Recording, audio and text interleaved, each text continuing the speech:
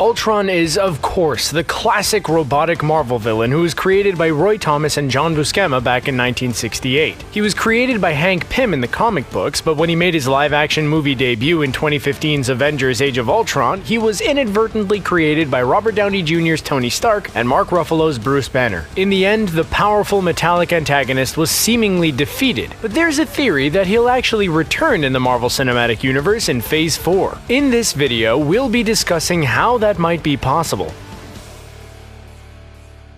When Tony Stark and Bruce Banner came up with the idea for Ultron in the MCU, the plan was for their creation to protect mankind. However, when their early work on the project was exposed to Loki's scepter, which we now know contained the Mind Infinity Stone, Ultron came to life with more nefarious intentions. Voiced by the brilliant James Spader, although the robot wanted to save the world, his definition of doing so was very different to that of Stark and Banner's. By killing off every human on the planet, Ultron planned to start again from scratch with a planet full of robotic life forms and nothing else. To do that, he made a huge vibranium device underneath the fictional MCU nation of Sokovia, which lifted a large chunk of the country into the sky, with the plan being to slam it down to the Earth, causing an extinction level event on par with the meteor strike that killed the dinosaurs. And while the villain did execute his plan, the Avengers, with some help from Nick Fury and the remnants of S.H.I.E.L.D., were able to avert a global catastrophe by defeating Ultron and overloading his vibranium device, which shattered the landmass as it plummeted down to Earth. The superhero team also appeared to have destroyed every last trace of Ultron, with the Vision, who happened to be in the body Ultron wanted for his final form, finishing off the last drone with an energy blast, courtesy of the Mind Stone which had been placed in his forehead. Was Ultron really completely destroyed? Although that's what appeared to happen, the MCU's first Spider-Man movie, 2017's Spider-Man Homecoming, seemed to suggest otherwise, and potentially provided the platform for the robotic villain's return in the future. In the comics, Ultron is a major recurring villain, so it does seem a little odd that in the MCU he'd be presented as nothing more than a one-shot bad guy who was both created and destroyed within the length of one movie. With that in mind, could Ultron really come back in a future MCU movie? Ultron burns with an irrational hatred towards Tony Stark, to the point that if there's even a tiny fragment of his consciousness left on Earth, he'll be aching to return in order to kill the genius billionaire playboy philanthropist once and for all.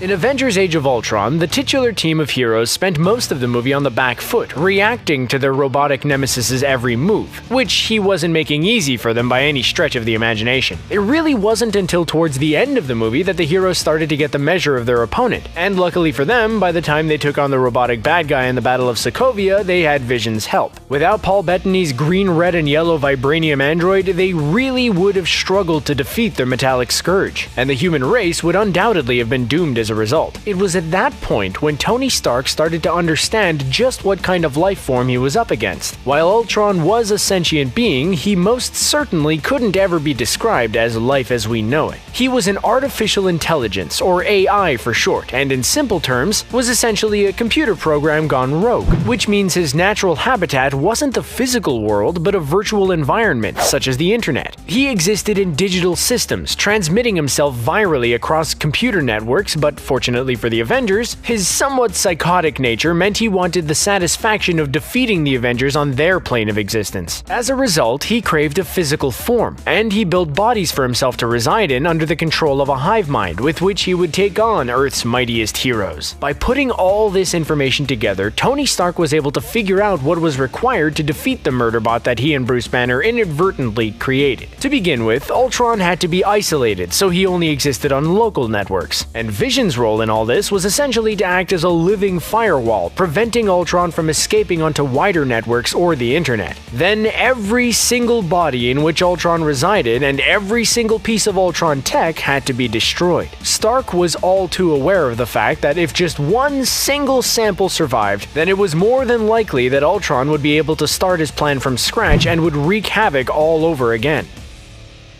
What Stark didn't anticipate was the existence of Adrian Toomes, Michael Keaton's character from 2017's Spider-Man Homecoming, and the man who would go on to become the villainous Vulture. For years in the Marvel Cinematic Universe, Toomes had been operating at the center of an illegal black market that dealt in salvaged, advanced, and extraterrestrial technology. Toomes, as well as the men who worked for and alongside him, exploited the chaos that the Avengers left in their wake, visiting the sites of their epic battles and quickly bagging as much technology as they could get their grubby mitts on before disappearing into the shadows. Throughout the time they spent on their operation, they managed to successfully acquire everything from Chitauri anti-gravity tech from the Battle of New York to Dark Elf singularity grenades from the events of 2014's Thor: The Dark World. Now, what's especially important as far as this particular theory is concerned is the fact that in one key scene in Spider-Man Homecoming, Peter Parker discovered that the group had also managed to get their hands on the head of an Ultron drone, and if they'd managed to obtain one, it's not out of the question that they'd acquired and possibly even sold other samples of the robotic villain's tech as well. And that's the key point here, because according to Avengers Age of Ultron, if just a single solitary piece of Ultron technology survived after the Battle of Sokovia, there was still a risk that Ultron would be able to regroup and return more dangerous than ever. Given that Vision is a fellow artificial intelligence, he was the only member of the Avengers that Ultron wouldn't have been able to fool. But don't let that fool you into thinking that the Ultron drone obtained by Adrian Toomes is completely harmless, or that the threat of Ultron is no more. What's more likely is that Ultron, who is obviously a technological genius, planted seed-like fragments of code within every one of his drones. There's precedent for that occurring because in the numerous comic books over the years, Ultron has taken that very approach. The instant the drone became exposed to a network of any kind, that seed-like code would expand into the network like a computer virus, creating a new and virtually identical copy of Ultron. With that in mind, it's not so much that Ultron survived Sokovia, but more reminiscent of him having reproduced, and any emergence of Ultron 2.0 would essentially be the original's son, sharing most of the basics of Ultron's code in the same way any organic offspring shares the DNA of its parents. That being the case, the new version of Ultron would likely be dedicated to continuing the same mission as its father, that being ridding the world of what it sees as the infection that is humankind. The most concerning thing about a new Ultron, however, is the fact that it may have even evolved, and consequently improved, meaning that Ultron 2.0 could be an entirely virtual being who lacks the psychological weaknesses possessed by his father, and that's something that even the Avengers would find very difficult to handle. If indeed a new version of Ultron is introduced in Phase 4 of the MCU, the nefarious robot will find itself being born into a very different world to the one its father briefly knew. For starters, he'd be dealing with an entirely new generation of MCU superheroes. Avengers Endgame will undoubtedly be the last stand for some of the franchise's original characters, with the likes of Chris Evans' Captain America and Robert Downey Jr.'s Iron Man amongst the favorites to depart, having saved 50% of all life in the universe from their previously dusty fates in Avengers Infinity War.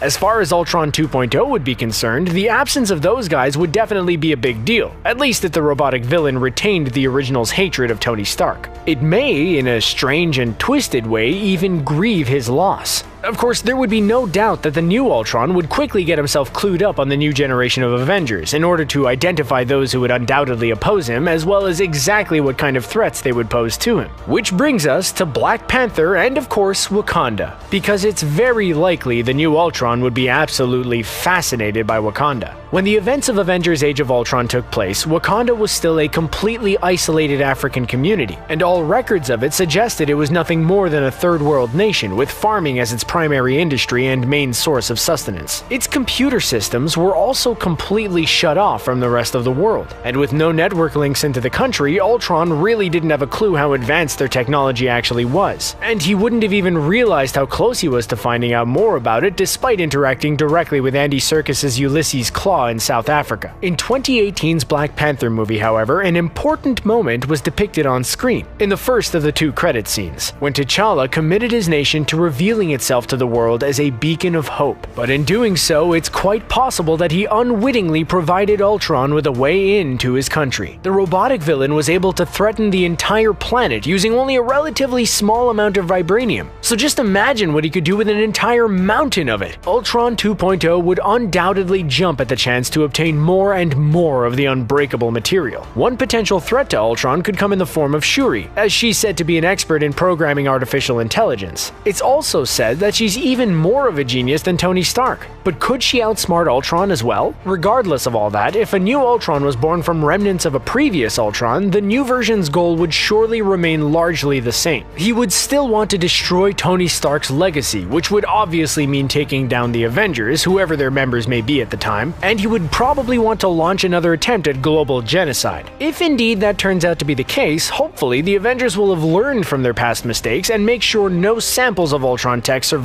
the second time around. Then again, all of that being said, there's also a chance that Phase 4 might see Tony Stark's legacy honored by having Ultron created how he was intended to be, as a protector of Earth. It would be a very cool way to honor Stark's time as the flagship character of the MCU, and an appropriate way of continuing his legacy, if indeed he exits the franchise for good or has his appearances limited to cameos going forward. Of course, this could all be nothing more than a pipe dream, because there are thousands of unused Marvel Comics characters who could be brought into the MCU instead, rather than reusing an old one. We'll just have to wait to find out.